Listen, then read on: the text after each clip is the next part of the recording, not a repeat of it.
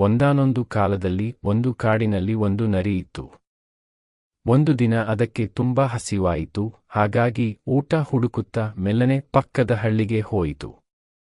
ಅಲ್ಲಿ ಕೆಲವು ನಾಯಿಗಳು ಈ ನರಿಯನ್ನು ನೋಡಿಬಿಟ್ಟವು. ನಾಯಿಗಳೆಲ್ಲ ಬೌ ಬೌ ಅಂತ ಬೊಗಳುತ್ತಾ ನರಿಯನ್ನು ಸುತ್ತುವರಿದವು. ಪಾಪ ನರಿಗೆ ತುಂಬಾ ಭಯವಾಯಿತು.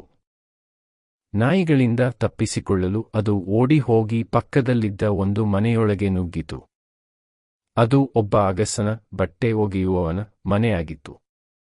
ಆ ಮನೆಯ ಮುಂದೆ ದೊಡ್ಡ ದೊಡ್ಡ ಪಾತ್ರೆಗಳಿದ್ದವು. ನರಿ ತನ್ನ ಪ್ರಾಣ ಉಳಿಸಿಕೊಳ್ಳಲು ಚಪಕ್ಕನೆ ಒಂದು ದೊಡ್ಡ ಪಾತ್ರೆ ಒಳಗಡೆ ಹಾರಿ ಅಡಗಿ ಕುಳಿತುಕೊಂಡಿತು. ನಾಯಿಗಳು ಅಲ್ಲಿ ಇಲ್ಲಿ ಹುಡುಕಿದವು, ಆದರೆ ನರಿ ಎಲ್ಲೂ ಕಾಣಲಿಲ್ಲ. ಹಾಗಾಗಿ ಅವು ಅಲ್ಲಿಂದ ಹೊರಟು ಹೋದವು. ಸ್ವಲ್ಪ ಹೊತ್ತಿನ ನಂತರ ನರಿ ಆ ಪಾತ್ರೆಯಿಂದ ಹೊರಗೆ ಬಂತು. ಆದರೆ ಆ ಪಾತ್ರೆಯಲ್ಲಿ ನೀಲಿ ಬಣ್ಣದ ನೀರಿತ್ತು ಅನ್ನೋದು ಅದಕ್ಕೆ ಗೊತ್ತೇ ಇರಲಿಲ್ಲ. ಈಗ ಆ ನರಿಯ ಮೈಯೆಲ್ಲ ಪೂರ್ತಿ ನೀಲಿ ಬಣ್ಣ ಆಗಿಬಿಟ್ಟಿತ್ತು. ನರಿ ಹೊರಗೆ ಬಂದಾಗ ನಾಯಿಗಳು ಅದನ್ನು ನೋಡಿದವು, ಆದರೆ ಇದು ನರಿ ಅಂತ ಅವುಗಳಿಗೆ ಗುರುತೇ ಸಿಗಲಿಲ್ಲ. ಇದೇನೋ ವಿಚಿತ್ರವಾದ ಪ್ರಾಣಿ ಅಂದುಕೊಂಡು ನಾಯಿಗಳೆಲ್ಲ ಹೆದರಿ ಓಡಿ ಹೋದವು. ನರಿ ಮೆಲ್ಲನೆ ಕಾಡಿಗೆ ವಾಪಸ್ ಹೋಯಿತು. ಅದು ಎಲ್ಲಿಗೆ ಹೋದರೂ ಕಾಡಿನ ಪ್ರಾಣಿಗಳೆಲ್ಲ ಇದನ್ನು ನೋಡಿ ಹೆದರಿ ಓಡಲು ಶುರು ಮಾಡಿದವು. ನರಿಗೆ ಆಶ್ಚರ್ಯವಾಯಿತು, ಎಲ್ಲರೂ ಯಾಕೆ ನನ್ನ ನೋಡಿ ಹೀಗೆ ಹೆದರುತ್ತಿದ್ದಾರೆ ಅಂತ ಅದಕ್ಕೆ ಅರ್ಥವೇ ಆಗಲಿಲ್ಲ. ಆಮೇಲೆ ಅದು ನದಿಯ ಹತ್ತಿರ ಹೋಗಿ ನೀರಿನಲ್ಲಿ ತನ್ನ ಮುಖ ನೋಡ್ತು. ಅಬ್ಬಾ! ತನ್ನ ಮೈಯೆಲ್ಲ ನೀಲಿ ಬಣ್ಣ ಆಗಿರುವುದನ್ನು ನೋಡಿ ಅದಕ್ಕೆ ವಿಷಯ ಏನೆಂದು ತಿಳಿಯಿತು. ಆಗ ನರಿ ಒಂದು ಉಪಾಯ ಮಾಡಿತು.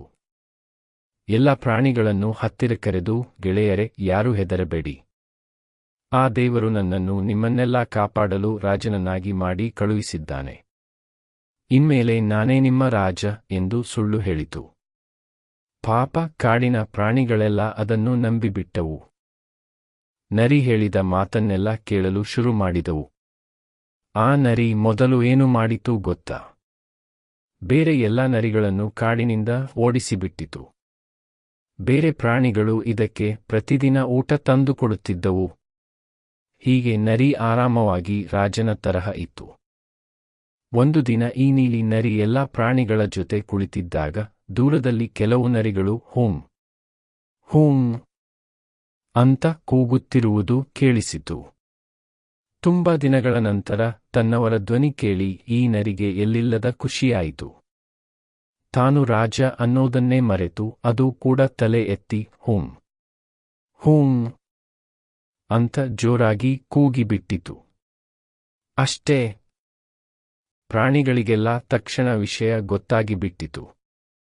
ಓ, ಇದು ನಮ್ಮನ್ನು ಏಮಾರಿಸಿದ ಬಣ್ಣದ ನರಿ ಅಂತ ಎಲ್ಲರಿಗೂ ಸಿಟ್ಟು ಬಂತು. ಪ್ರಾಣಿಗಳೆಲ್ಲ ಸೇರಿ ಆ ನರಿಯನ್ನು ಅಲ್ಲಿಂದ ಓಡಿಸಿಬಿಟ್ಟವು. ಪಾಠ: ಎಷ್ಟೇ ಬಣ್ಣ ಹಚ್ಚಿಕೊಂಡರೂ ಒಬ್ಬರ ನಿಜವಾದ ಗುಣವನ್ನು ಹೆಚ್ಚು ದಿನ ಮುಚ್ಚಿಡಲು ಸಾಧ್ಯವಿಲ್ಲ.